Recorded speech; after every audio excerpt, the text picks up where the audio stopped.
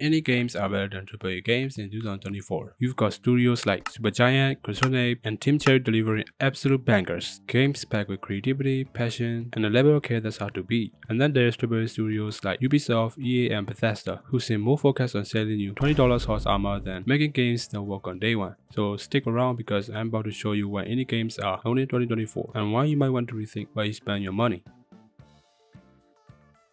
Firstly, I want to talk about quality over quantity. The classic idea of choosing a small amount of really good stuff over a massive pile of mediocre stuff. Now when it comes to AAA games, they definitely did a really good job on the quantity part. Huge open worlds the size of small countries, side quests that could keep you busy for years, and enough content to bury you alive. Indie games on the other hand, don't mess around with pointless filler. Every moment feels deliberate. Take Hyperlight Drifter for example. It's an action RPG that delivers rewards in every moment. The fluid combat, mysterious world, and sense of exploration make every decision feel meaningful. No pointless fetch quests or unskippable cutscenes, just a focused, rewarding experience that respects your time. Another example is Return of the Obra Dinn. Instead of grinding for hours, you're attempting to solve a mystery. Everything seems like you are a detective in a novel film. The game does not guide you or waste your time. It is all about getting you to think. Now compare that to Red Dead Redemption 2 where you might spend an hour cleaning your horse or watching Arthur Morgan look at the sunset. I know that it is beautiful, but sometimes you just want to play without feeling like you're doing a second job. Usually AAA games bombard you with useless stuff. Meanwhile, indie games such as Hyperlight Drifter and Obra Dinn provide engaging experience with a clear purpose.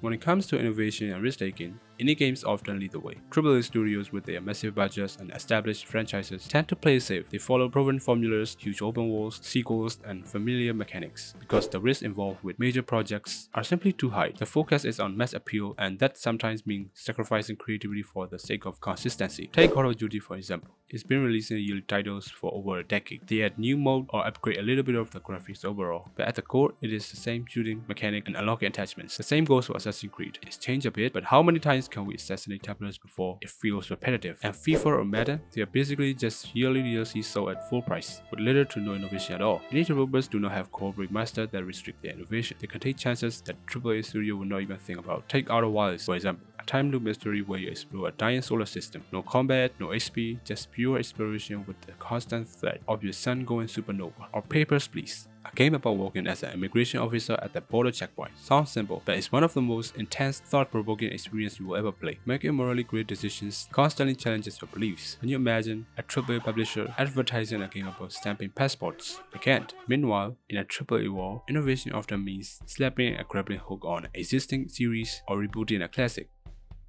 Dead Space? What the hell? Anyone? I love those games, but they are not exactly pushing the envelope. Indie devs have the freedom to break rules, mix genre, and create truly unique experiences. That's why we get gems like Disco Elysium, which replaces traditional RPG mechanics with internal monologue and philosophical debate, or Papa Issue, a puzzle game that completely redefines the genre. Indie developers don't just create games, they build relationships with their players. They are out there on the social media, engaging in forums, and responding to feedback. When was the last time you felt a direct connection with someone from a massive AAA studio? Probably never. Indie devs are different. You can tweak at them and there is a good chance they will reply or even thank you for playing. Take Among Us for example. It launched quietly, but as the community grew, the devs didn't just cash in, they listened, roll out updates, and added features like 15-player lobbies and accessibility options. The same scenario doesn't apply to AAA studios. People begged for years for EA to bring back Skate, and when they finally did, they slapped a bunch of microtransactions on it. And then there is Stardew Valley. Eric Barone didn't just make a farming sim, he spent years updating it, listening to feedback, and adding multiplayer when fans ask. He single-handedly built a game that's more loved than some AAA franchises. When big studios take forever to fix game-breaking bugs, indie devs often roll out fixes overnight. They are plugged into the community, and when players are happy, they are happy. AAA games these days are asking for $70 for a single game, and that's not even the end of it. Because if we consider DLCs, season passes, microtransactions, suddenly your premium game began to feel like a subscription service. Take Vampire Survivors for example. It costs around $5 and offers hours of addictive gameplay with more churn and replayability than some AAA games that cost 10 times as much. It just shows you don't need a massive budget to make a great game. Indie games are also easy on your hardware. You don't need a high-end PC or the latest console to run them. Most of them can run on a toaster, and many are even playable on mobile. Compare that to AAA games, which often demand a second mortgage just to get a decent FPS. Take Celeste for example. It is a fantastic game and a perfect example of accessibility. The assist mode lets players customize difficulty, make yourself invisible, or skip tough levels. It's all about playing the game on your turn with no judgment. AAA games, on the other hand, treat accessibility as an afterthought. Some studios are improving, but indie devs are the real pioneers here. They make sure everyone can enjoy the game. And don't forget about platform. Indie games are everywhere. Steam, Switch, mobile, even older consoles. AAA titles, on the other hand, are often locked behind exclusives or demanding hardware. Not everyone can afford a PS5 or the latest RTX card, but indie games make sure no one feels left out.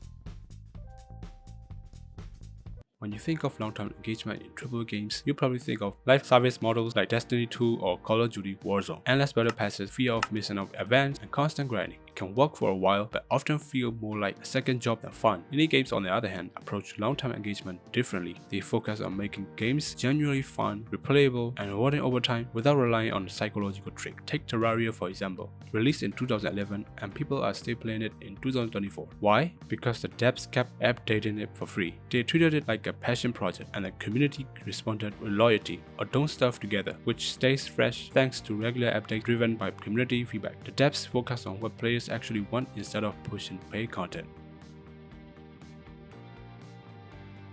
Let me share some of my personal favorites. These are the ones that I've spent hours, maybe too many hours enjoying. First up, Stardew Valley. It is the ultimate cozy game, but it's also so much more. You can farm, mine, fish, befriend the entire village, and even marry someone who won't judge you for spending all day picking turnips. The beauty of Stardew Valley lies in its simplicity. It's calming yet endlessly engaging, and the fact that it was created by just one person makes it even more impressive.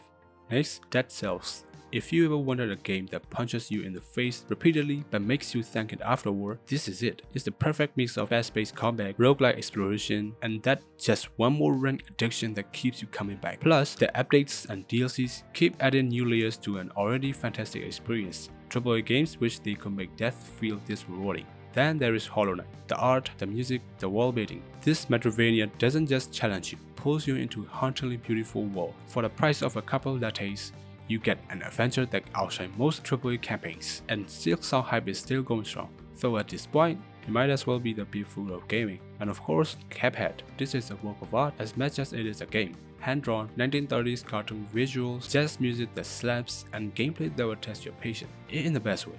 It proves that indie games can be just as polished, if not more so, than blockbusters. These games aren't just my favorite, they are icons of what indie devs can achieve. They don't just hold their own against AAA titles, they surpass them in creativity, depth, and passion. When developers pour their heart and soul into a project, you can feel it. To summarize, indie games are doing really well in 2024. They prioritize quality over quantity, take risks, engage with their community, and provide experiences that last long after you finish. They are affordable, readily available, and made by developers that actually care about their work. Thank you for watching. If you enjoyed this video, be sure to like and subscribe for more. I will see you in the next one.